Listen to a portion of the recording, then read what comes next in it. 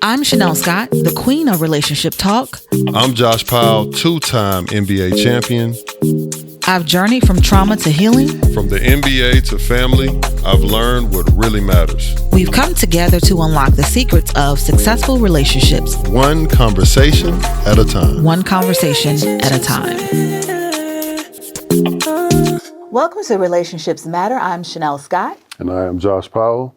We have Mr. Durrell and Samantha Bailey. Welcome. Thank you. Thanks for having us. Appreciate y'all. We're so excited to have you guys. We've watched your videos, and so we're going to jump right into it. So I want to start this conversation by asking you the house question. Why does relationships matter to you? And I'll start with you. Why does relationships matter to me? Yes. Romantic relationships. Let me preference that. Yes, okay. Absolutely. Okay. Growing up, I didn't have really healthy relationships. And I kind of talk about this all the time. I come from an environment where my mom was a single parent and my dad wasn't really around. And I kind of saw the kids with their parents and living a beautiful life and stuff like that. And I really wanted to experience having a good and healthy relationship. And so I made it my business to make sure that I was going to get married and I was going to have a relationship because I figured that's the way that I was going to be able to live in my purpose, having that person with me to live life with. And I think that having her in my life has made me eons better than what I could have ever imagined. So that's what a relationship means to me. And just, having her around and, having what I've always dreamed of, it's propelled me forward. And so, yeah. Wow. Samantha. I think I would echo a lot of what Durelle said too, but I think also just like having someone to build a life with and leave a legacy, create a family. I think that's why relationships matter for me. Okay. So, I got to ask, what was it about Samantha that made you say, she's the one, she's my person? Man, so I met Samantha on Instagram. Really? Yeah, I met Samantha on Instagram 2012, and I don't know how we followed each other because she's from Canada and I'm from Florida. And back then, they didn't even have the mutual friends thing. You don't know we have no idea how we followed each other. And I saw her on Instagram and I was like, man, this woman is beautiful. Like, I was just like, she is just absolutely gorgeous. I obviously didn't think anything of it. I didn't think nothing was going to come from it. But I'm like, at some point, I'm going to shoot my shot. And she posted a picture of a picture of a Burj Khalifa in Dubai. Okay. And she was like, I'm excited because I'm going to the Canadian University of Dubai. And I'm like, Dubai, that sounds pretty cool. So I commented on her picture. I said, I've always wanted to visit Dubai. And she actually slid in my DM. No. That's not what happened. Oh. Okay. I responded and I was like, well, you should come visit me there. And then from there, we started DMing and talking. And then he hit me with the whole, DM is so inconvenient. Here's my number. You should text me. Yeah. But and then we started texting. But what attracted me to her though was the fact that she was doing things that I had never seen before. She was just absolutely gorgeous, and she seemed like she had it together, and that's what really attracted me to her. I was like, this is what I want. And when she responded back to me in my DM, I was like, okay, I done reeled her out, and I'm gonna have to pull her back in. And so yeah, really just her beauty, of course, and then also just her perspective on life and going after her goals and different things like that. And so that's what attracted me to her. So when you talked about what attracted you, right? And it seems like there was something, and you just admitted you never seen it, right? So in your upbringing, because I'm assuming it would go back to that. In your upbringing, can you talk a little bit about how you grew up or what you did see or didn't see? Yeah, man. Coming up, it was tough. Like I said, my mom had me at 15, and my dad, he wasn't in my life. I probably saw him maybe 5 times growing up. And, unfortunately, my mom and I had a very tumultuous relationship. Like she had gone through some things, some unresolved traumas, that kind of spilled into our relationship. And I saw a lot. I saw, a lot of a revolving door, men in and out the house, and we struggled financially and different things like that. But I felt like I'm a firm believer in God, and my relationship with Christ has really sustained me. And I felt like God has always provided an example of what real love is like, what real relationships is like, what you could have, you know. And even going through everything I went through with my mom, I knew that one day I was going to eventually be able to experience what I saw in other marriages and other relationships. And I was determined and I was convinced that that was going to happen. But yeah, my childhood was pretty tumultuous. Why didn't you, because most people, when they come from brokenness, right, or examples of pain and, you know, toxicity, because I think this is so important, right? You're like, nah, I want the other side. Mm-hmm. Yeah. But why didn't you, you know, Yeah, that's a good question. continue to carry on those behaviors? Mm-hmm. Why didn't you continue? Because for me, honestly, I had a little bit of both. Yeah. Yeah. And on one end, I was an old soul who matured in all of these different ways. But then on the other end, what was shown to me was what I thought was okay. And that's how I treated, you know, women. That's how I treat a relationship. And that was my idea behind it. So Yeah. I think this is really important, you know what I mean? Because to get that perspective. Yeah, absolutely, man. I would say that even though I wanted better, it didn't automatically result in that, even when we got married.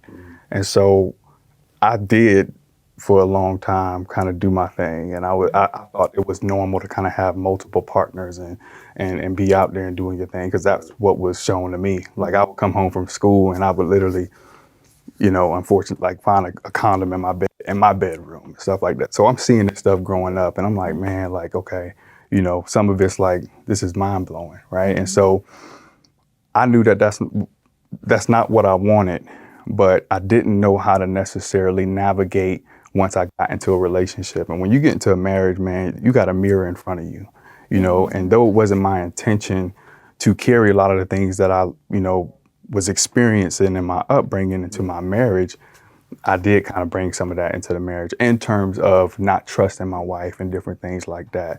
But I was determined to not be the person that I saw, you know, and I think that determination kind of allowed me to be open to criticism, open to being accountable for my actions, open to those things. And I just walked in that. I didn't want to risk losing her, you know, and I felt like if there are, you know, men out here doing the right thing and treating their wives right and building a legacy in their families, why can't I do the same thing? Why can't I have that? And in order for me to do that, it took a lot of reconstruction. It took a lot of, like, her letting me know, like, listen, I'm not your enemy. I'm not the bad guy here. Like, you know, and I'll give you an example. Like, you know, I saw my mom doing a lot of stuff. And so we were long distance for the first 2 years, and I would call her. And if she wasn't answering the phone, my mind automatically going towards, like, what you got going on? Like, why you not answering the phone? Like, what? And she looking at me like, what? Dude, I'm in school, or I'm just doing what I got to get done. Like, why are you, you know? And you know, it wasn't my intention to bring that to her, but when she started telling me, like, hey, this is what you're doing, I don't appreciate this, I had to look in the mirror and say, okay, where is this coming from? And I have to check it. And so the change started when we got married, because when we were dating, I would do that often. And when we got married, I was like, okay, I'm gonna check that because you don't deserve that. And so I would say the change started pretty much there, yeah. Samantha, when we get back, because this is important, like, you know, we're able to hear from your king as far as his history, you know, why his foundation or how his foundation was set.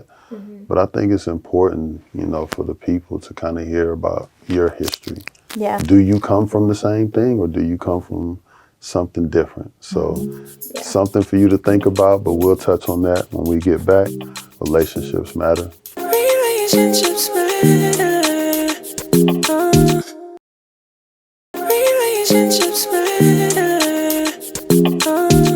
Welcome back to Relationships Matter. So before we went to break, we talked a little bit about Durrell's history and what he witnessed in terms of growing up and just the examples of relationship. So Samantha, talk about some of your experiences. So mine was very different from Durrell's. Okay. I grew up, my parents had been together since 7th grade. They were from a very small town. Goodness. Yeah, they dated, they did prom together, got married at 22 as well. And so they were literally like, what is that, like middle school sweethearts, not even high school sweethearts. And so that's what I saw. But I think very different from Durelle, I never saw conflict either. Like they never, and I'm sure they went through their stuff and had their moments and had their fights, but I never saw it. I feel very blessed and I'm grateful that I grew up that way. But I also think somewhere between what I saw and what he saw is what we're trying to build. Because I think it's important to show when we have kids healthy conflict, right? Of like, it's normal to fight. It's normal to disagree. It's normal to, not be each other's biggest fan every day. Right.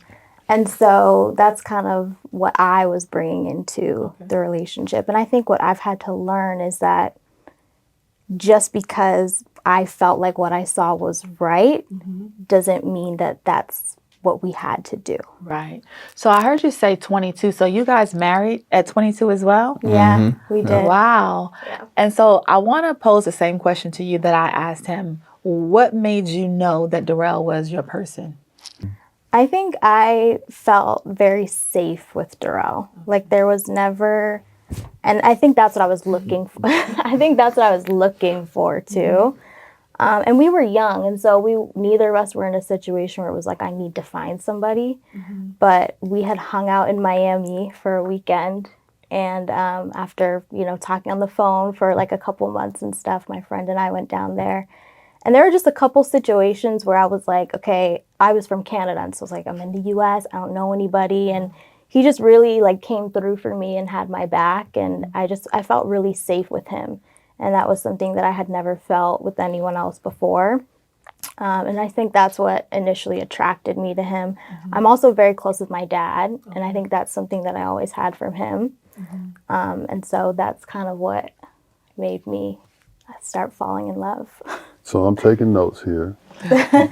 And you can meet the love of your life on social media. So I've checked that off. Yes. You can come from an unhealthy background and meet someone from a healthy background Yeah. and have a beautiful relationship. So I've checked that off. Yes. I guess one of my questions is, because I think this is, especially because a lot of times women are in this position, this is why this is so good. You hear a lot of women complain about they're in this space, they're healthy, they're healed, while all these men broken. Right? So why? Why have the patience? Why give him the chance and the opportunity knowing his background? Yeah. What made you stay? What made you even entertain it? Why?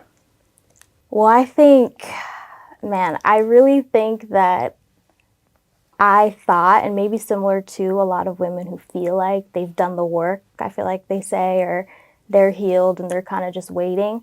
I think it wasn't till I got in my relationship with Durelle that I was like, I still have more work to do.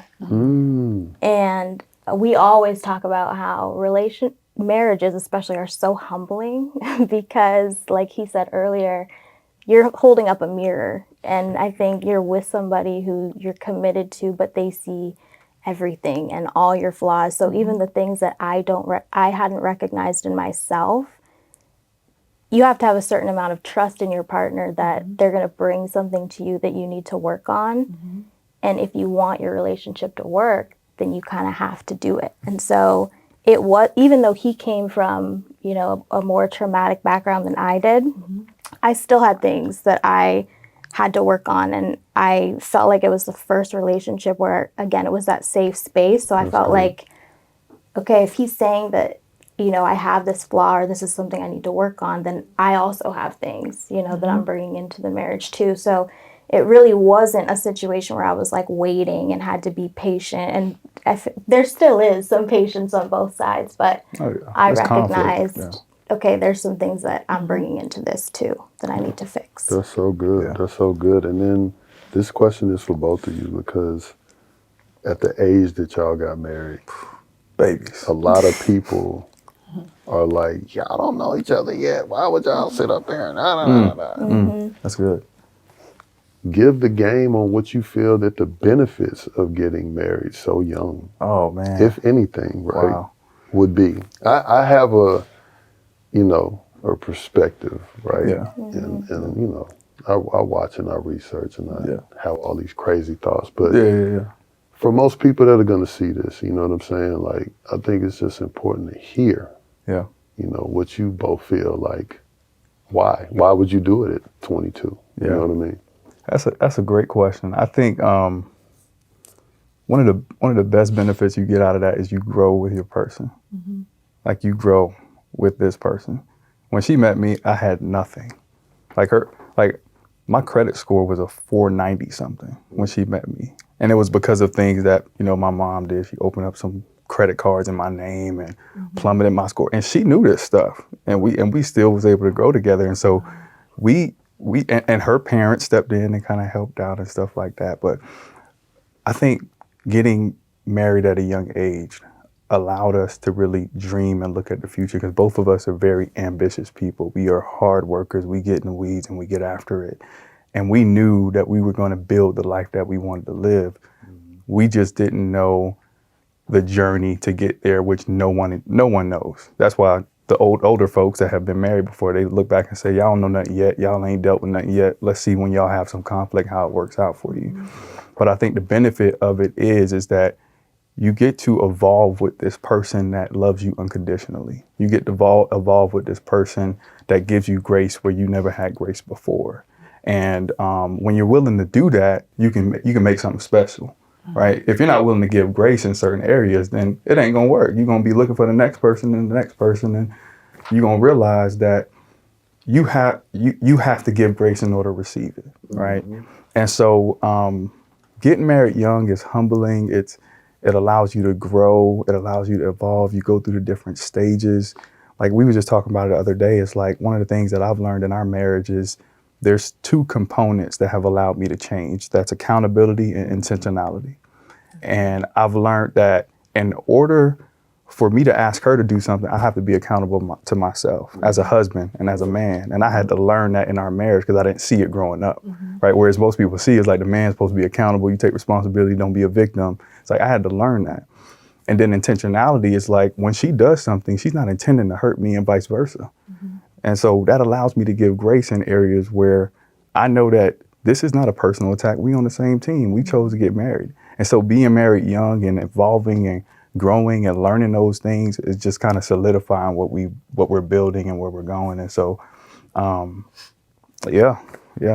And we don't fault like cats and dogs, but we were open to, figuring out what we need to do to get where we want to go.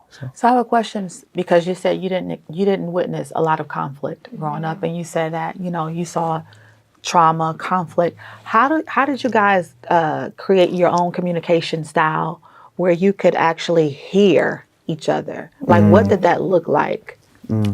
I think we're still figuring that out.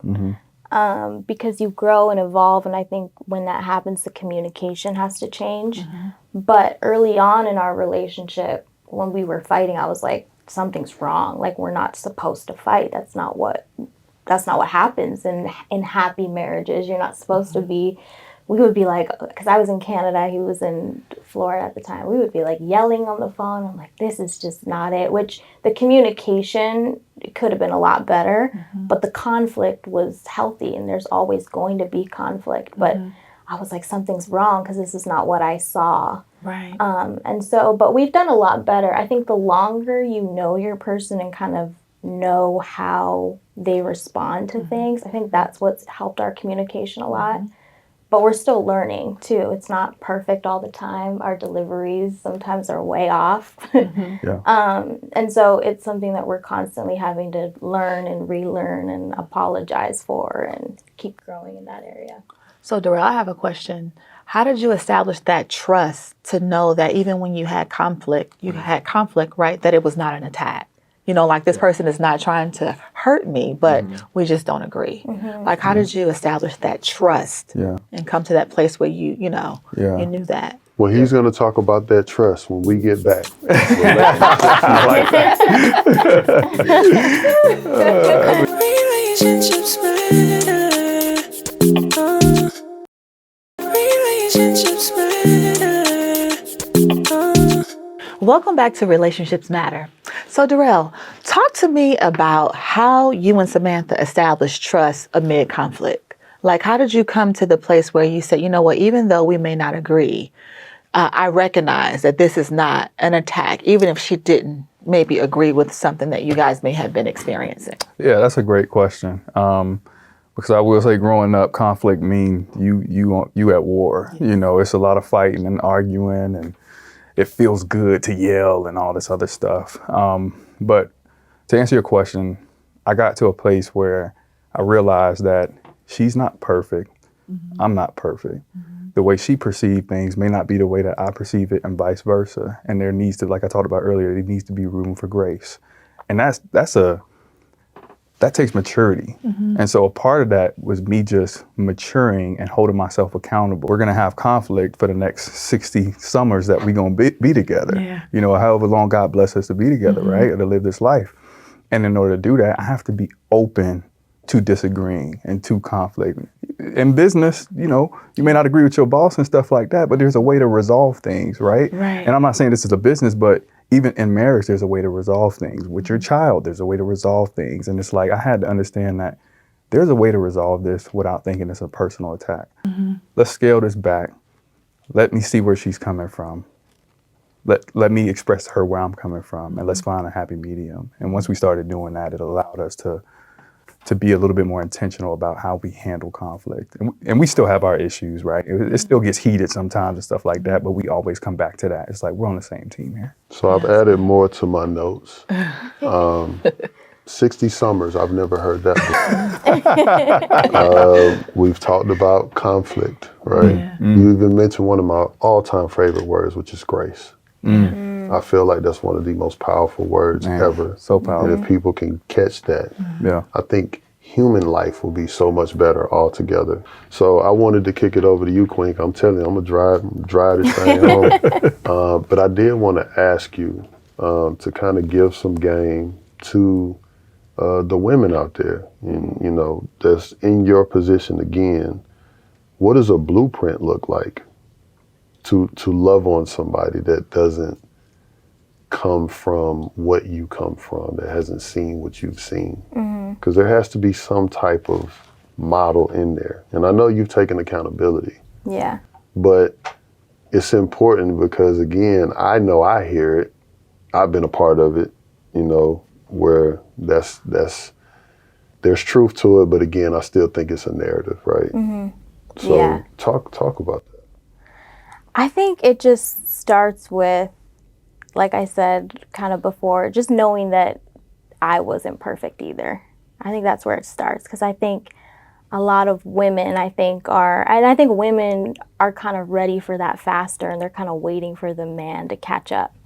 And they kind of feel like they're a little bit ahead. And sometimes that is the case, but I think in a lot of cases, a lot of women don't realize how much they have to do too, to be ready for the marriage and to be ready to kind of hold that mirror up and face all of the things that are going to come when you get into a trusted relationship with somebody. How hard is that mirror?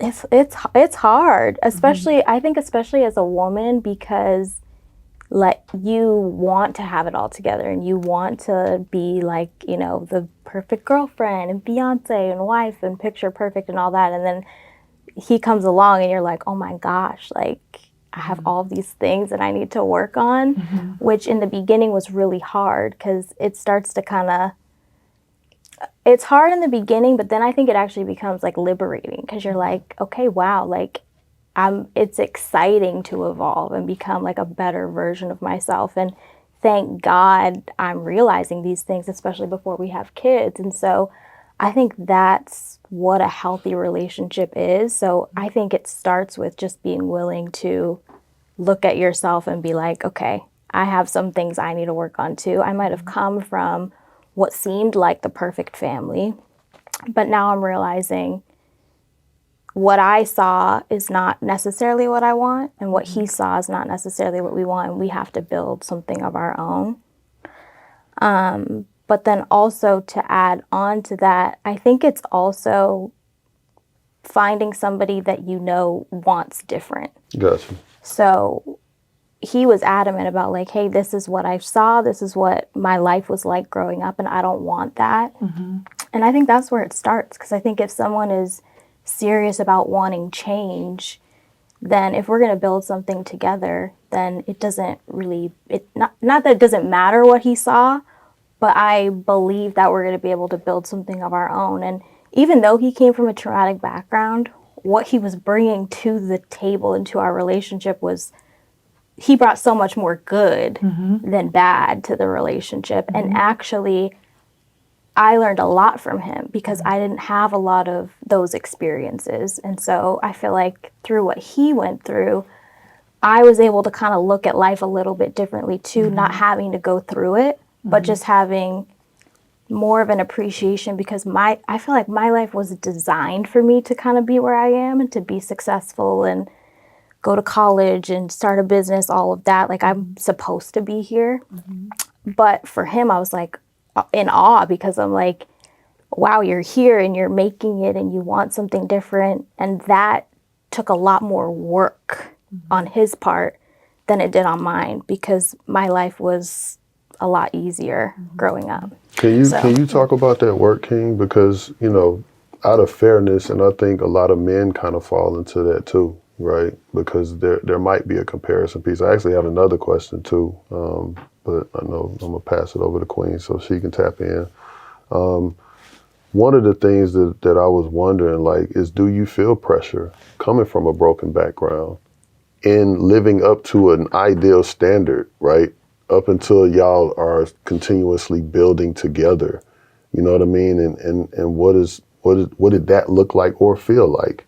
Yeah. You know, because I feel like a lot of times we as men can get discouraged because we feel like we're given 100 and it might be 80 or 90. So how do you continuously keep tapping in and learning more about yourself, regardless of what, you know, your girlfriend or whatever at that time, what y'all are building? You know what I'm saying? Yeah. Man, I believe in myself. And that took a lot, because I didn't have anybody pouring into me at an early age. But I believe in myself so much so that what I see, I don't think I gave it to myself. I believe that God gave it to me. And so a lot of this is God driven. Like, I feel like God is truly ordering my steps. And so relinquishing control of my own ability and allowing him to drive my life has been a major part of that. I will say that, right? The other part of it is that accountability piece, and saying, okay, I done seen so many people give excuses as to why they where they at. Oh, I ain't have a mom. I ain't have a dad. I grew up in the hood. I grew up in this. I grew up in that. It's like, that's fine. We live in America though. If you go to some of these other countries, you have no idea what they are really experiencing over there. And we're here, and being in the military had exposed me to that as well. And we're here and we have all these opportunities. It's like, regardless of what you went through, you can create the life that you want. And so the belief and really allowing God to lead my life. Because here's the thing, even though I didn't have the relationship that I desperately wanted with my mother, the relationship that I desperately wanted with my father, God replaced that same value through other people in my life.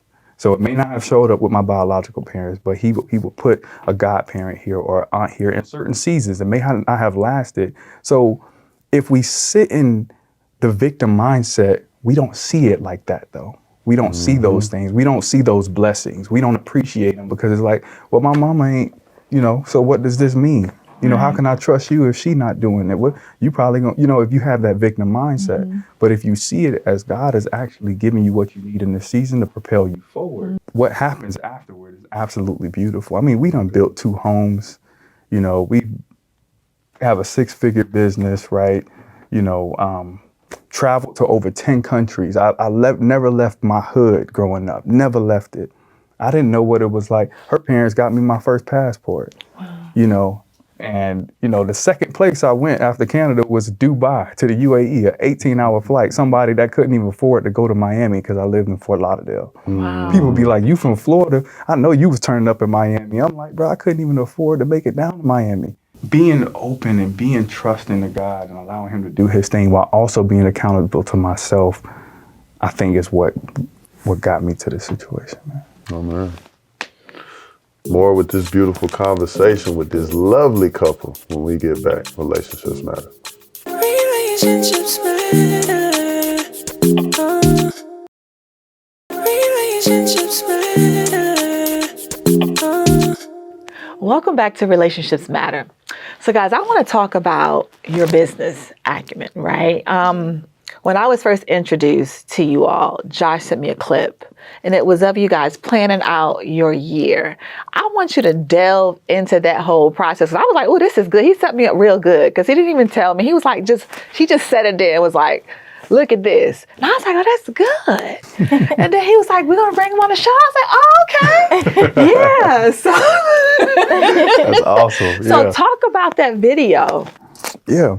I'm going to pitch it to you. You want to dive into that first? Or? Yeah, so we started having annual strategy meetings, and it kind of came from like our corporate life. Like in business, you just see the companies that you work for, you know, at the end of every year, they're strategizing what happened the year prior, what do they want to accomplish the following year. And we had so much on our plates individually, like with me, with our business, and him pursuing medicine and everything that he had going on. And we weren't on the same page a lot of the time. And so we're like, let's try this. And so we've done it for 3 years now. And it's just, we take like a day, half a day basically, and literally just plan out everything we want to do together, just so we can be on the same page and kind of support each other throughout the year. And it's fun for us, like throughout the year, to you kind of know what goals we have coming up and to achieve them together. Yeah, let me say this. I kind of talked about how I grew up in a very unstable situation.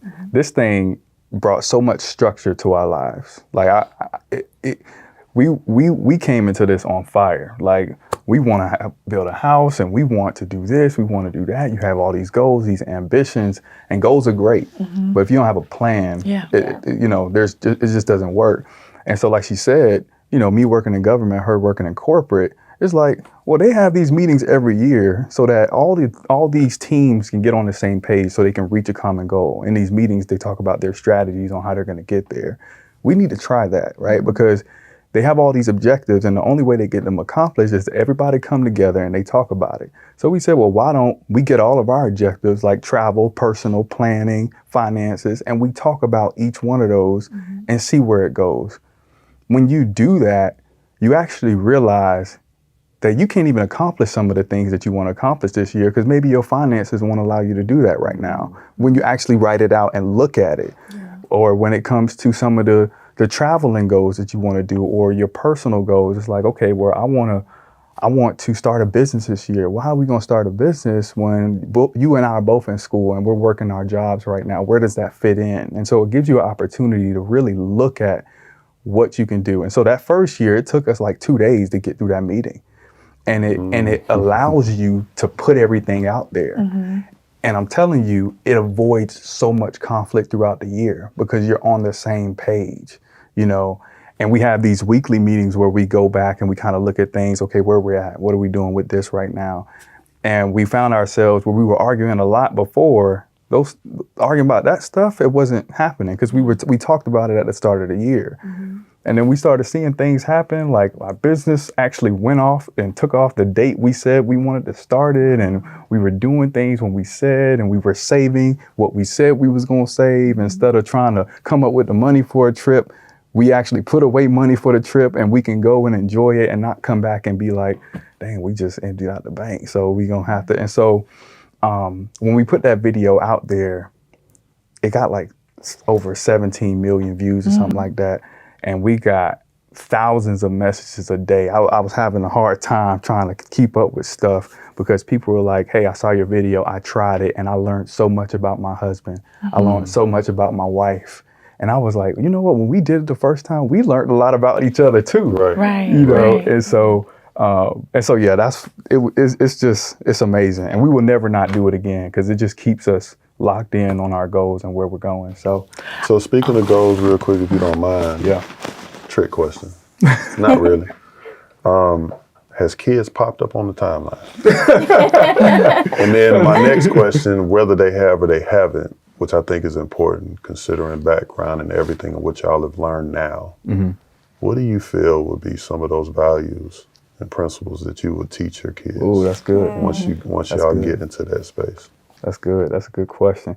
Kids have popped up on the timeline. We are definitely having children, but I'm enjoying a lot of this right now. So My sleep, traveling. Yeah. We kind of taking our time. I got 9 brothers and sisters, and so on my mom's side, I got 3. On my dad, I got 6. Right, and I'm the oldest of everybody, and I'm 29, and so I've had to help in some way, shape, or form, and I've seen, exactly. And so I'm like, you know what, we're gonna take our time with this. My mom had me really young, things were in order. So there's a little bit of pressure too, kind of talked about pressure earlier. There's a little bit of pressure to make sure that I do have my things in order before we bring children into this world. So I do have a finance goal that I want to reach to make sure that they're okay. And while they're okay, we can still do the things we enjoy. And so there's no rush there. The other side of it is like, we're getting older. We don't want to risk not being able to, so we talk about those things as well. But as far as the principles, we talk about that all the time, like being able to communicate, being able to not hide things from them, let them see what conflict looked like growing up for us. And I'm sure y'all been in these situations where it's like, you a child, so stay in the child's place. And I think that's important. That's good. But there also should be a little bit of exposure to how do you handle conflict? How do you talk about something and move forward? And so I want them to be able to see that and teach them the principles of being able to respect the person and not treat them like your enemy in a situation where y'all not on the same page, And so principles like that and unconditional love and family being everything. And so I think just like with everything we've learned, just kind of echoing with what Durrell said, but I have, because you said you have 9 kids, right? 7? Apparently you're having 2 more. Look at that. Look at that. She has spoken things into existence now. But one of the things I think about all the time is like, do I know enough, like, to be able to pour into a kid yet? So how much do you feel of it is like kind of already knowing going into having kids versus what you learn along the way? And then how do you, as you're learning, go back and like fix some of the things that you feel like you didn't know? Oh, you asking the question? Look at you. To be honest, it's the same answer that I would give even for a person that's in a relationship. Like, just like we could sit up here and we can all talk about our experiences and all of that. And then you get into a relationship and you get smacked with something totally different. And it's like nothing will prepare you the way the actual experience will. I can read every book. That's good. I can watch Oprah all day long. Yeah. I can talk to all the homies. I can have my mom and dad tell me all of their stuff. And then all of a sudden it's like, now I have this child that is moving a little different. Yeah. Their sleep pattern might be a little different. The behavioral thing comes from something else. Maybe they're picking up on my energy. I got to do some work. It's like all of those things, like we can be as prepared as possible, but then actually going through it is what's going to help you. And then when you start talking about having additional children, right? You might have thought, okay, I got it good on this one. That first one might be a silent, cool, calm, do everything you ask. And then here come that second one. That more swinging from the chandelier, turned up, doing all this other stuff. And you're like, okay, because you got to handle everybody differently. And that's how you really build with people, because speaking to what their love language is. Right. And a lot of these things take time, you know what I'm saying? And it could be a little bit from both. You know, I started out super young, you know what I mean? And other people that started out older, you know, that process might be a little different, you know? And I know I've made changes along the journey because at first, my older kids saw a lot of this. Now I try to make it a point where the communication and the certain things are like at a level where they can handle that. You know what I mean? Even if I get out of pocket, like I just got upset recently, you feel me, for all the right reasons in the world, but it didn't matter. Right. Because I had to, for one, I had to apologize to her because it's like, you know, if you love or care about a person, you owe it to them to not speak to them in a certain manner. And if you love and care about a person, right? And then even for, you know, my kids to see that, which is still important, is just showing them an example. Like, if you get it wrong, apologize, or, you know, accountability, or all of these different things, because nobody's going to have it right. You know, I don't claim to be the best husband. I don't claim to be the best friend. You know what I'm saying? I don't claim to be the best business partner or whatever. You know what I mean? Like, people that know me, you can even ask Chanel. Chanel probably done had her moments with me where she probably want to wring my neck, and that's okay, right? But you know, I still would be the first to admit, like, at the core, which is what I want people to understand. At the core, if you have people in your life, then treat them to that person at the core. It's not personal, whatever that moment is. That's right. Treat them like, I know they love me, I know they care about me. This moment is just this moment at that moment, and then that's it. Let's try to address that. But great question, man. Great conversation. We'll get back. Relationships matter. Relationships matter. Relationships matter. Welcome back to Relationships Matter. So guys, I have a question as a couple, because you guys were talking about goals during the last segment. What do you do when maybe one of you wants to do something and the other person doesn't agree? Like, how do you balance it, especially when you're dealing with finances? Because I think that's going to be an issue for me. I'm so used to doing what I want to do and moving how I want to move. I just think that could be a potential issue. Yeah. You know what? I think the important thing to understand is that there is a way to exist and still get the things that you want while y'all getting what you want collectively.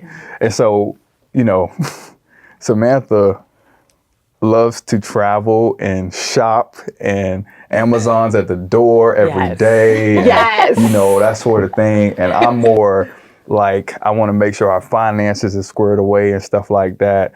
And you would think that if you are someone who is focused on that and someone who's focused on this, then they can't coexist. But that's just not true. It's like, you know, there has to be give and take. You know, we are both individuals. We both have the things that we want to do and we want to enjoy. If you love somebody, you have to be willing to say, you know what, I want to do what you want to do, and vice versa.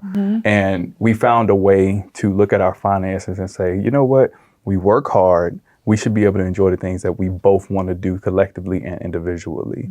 And so there's a little bit of sacrifice there, right? Because, you know, but the way we do it, though, is we call it fun money. So once we take care of, you know, our investments and our savings, and we take care of the bills and the fixed costs and stuff, we leave money aside to just go and splurge and do what we want with it. And it's guilt-free because we say, you know what, we've taken care of those things, right? And that took a mindset shift, you know, because once that paycheck hit and you take care of the bills, you like, oh, we ain't got no kids, so we can just splurge with this money, right? And so she splurged, you know, and we, you know, like I said, going back to the, you know, the annual strategy meetings, we sat down and looked at it and we said, okay, what do we want our future to look like? And also, what do we want to do right now? Because we're not promised tomorrow. We don't know if we're going to live for the future, but we can't act like the future may not come as well. And so, and the other side of that was, well, I want to travel and I want to do things. And it's like, all right, let's do that. But let's also plan. And so I think it can work as long as you're willing to, you know, be open to doing both. So I got a good question for both. Yeah, I'll give you some time. Go ahead. Okay. I got a question for us. She had to cut that off. How do I phrase this question? So, through conversations, because me and you've had a chance to text and talk on the phone and stuff like that, right? And you both have, you know, really amazing spirits. You know, the world is like, they're so mature and all of these different things. Even where you are now, what are some of your flaws that you still have to work on? That's good. Even in the space that you're in right now. That's good. Good. You want me to? I can go first.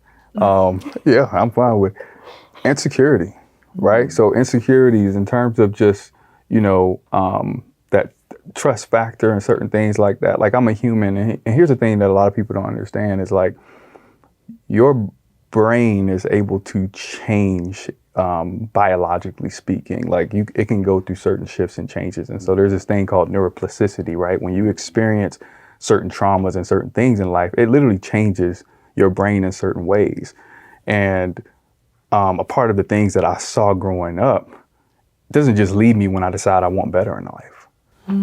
So if my brain is wired a certain way, Yes. I have to make the effort to reshape the way I think and reshape the way I, go about doing things. And just because we're successful and we're doing what we want to do, and we're, God has blessed us, doesn't mean that wiring has taken place already, or that unwiring has taken place already.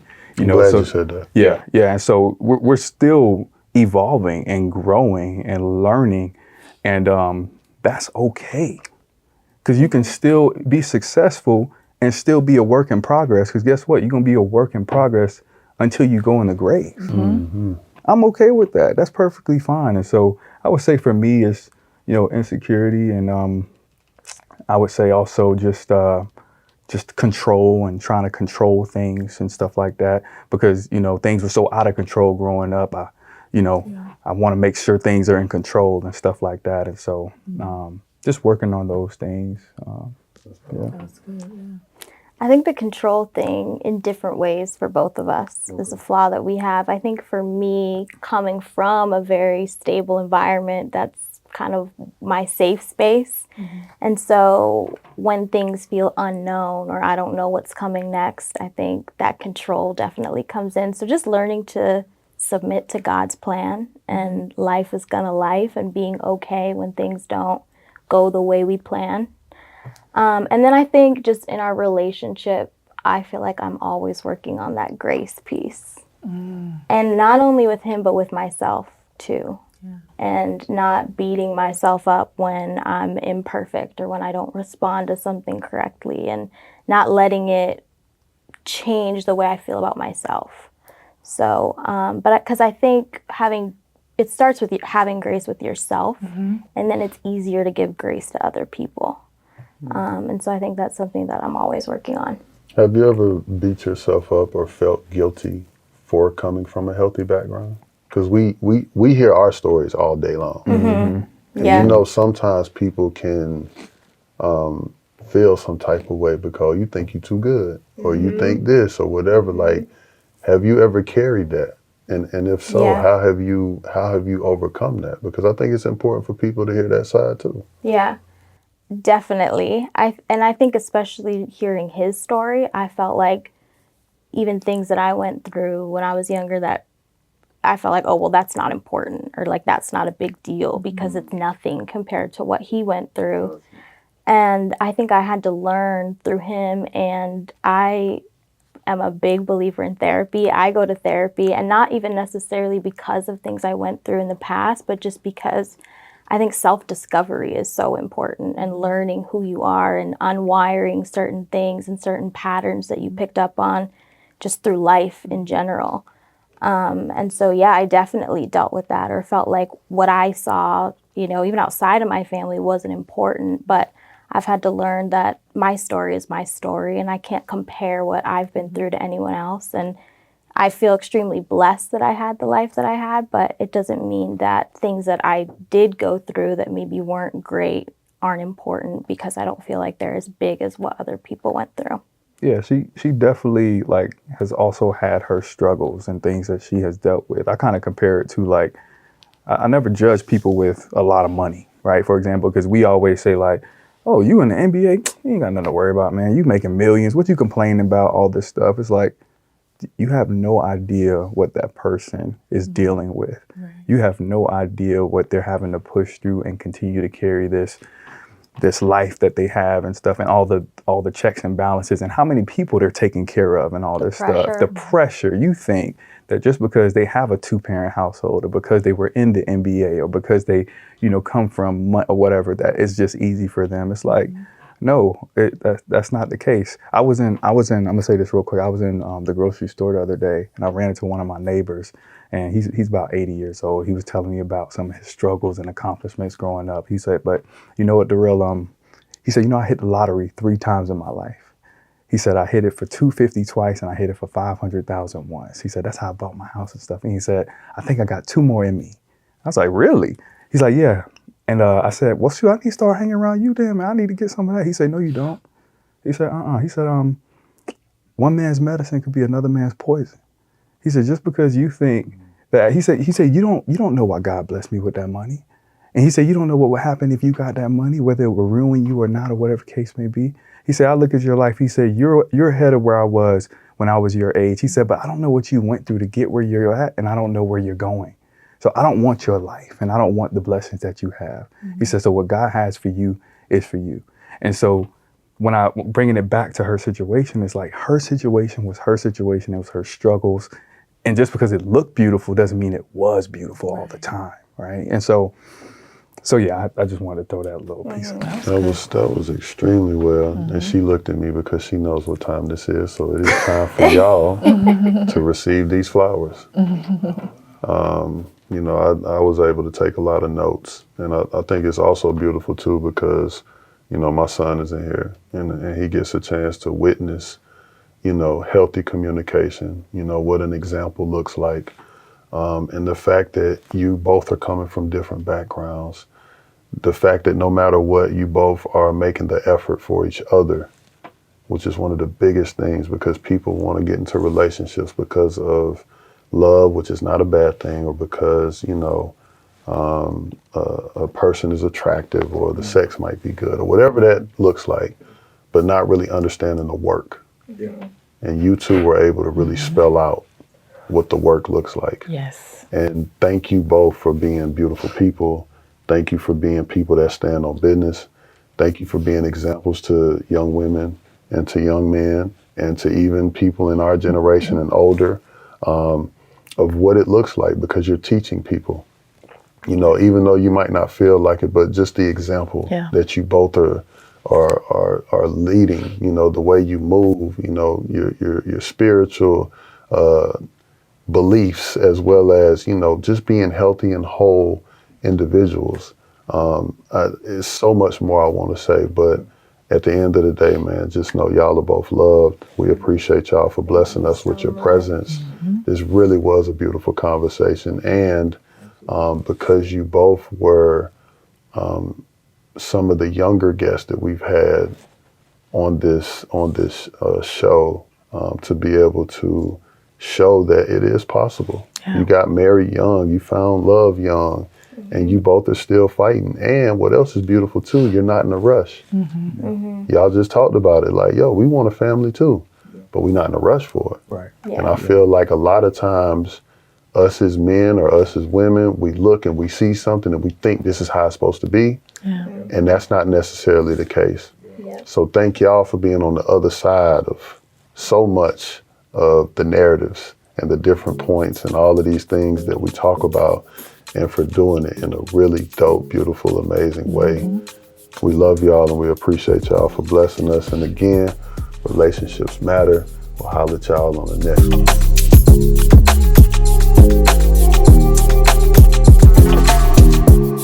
Relationships matter.